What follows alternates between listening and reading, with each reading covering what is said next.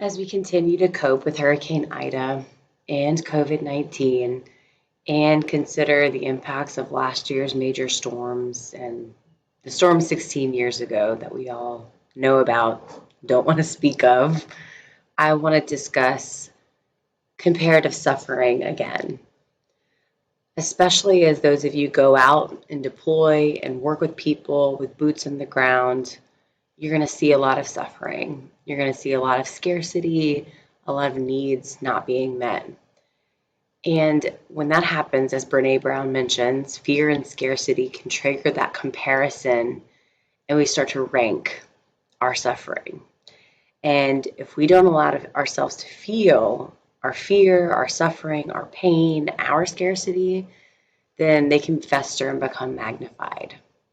So as you work with folks who are in need and who are suffering and are in pain, try and resist thinking, oh, I have it so much better than this person. You can engage in gratitude for what you do have and say, I'm so thankful for the power that I have restored right now, for the resources that I have to feed my family and myself, while also acknowledging and honoring this other person's difficulty and their lack of resources and providing help in the gap that you can.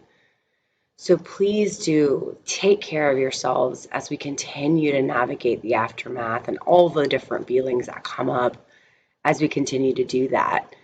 And resist comparing your suffering to others, especially those on the ground out there who have it really, really terrible, and you're there to help.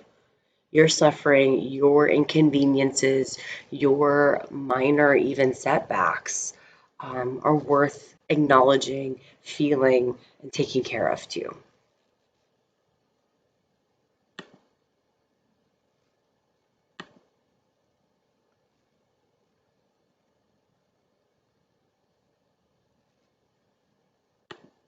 Stop recording.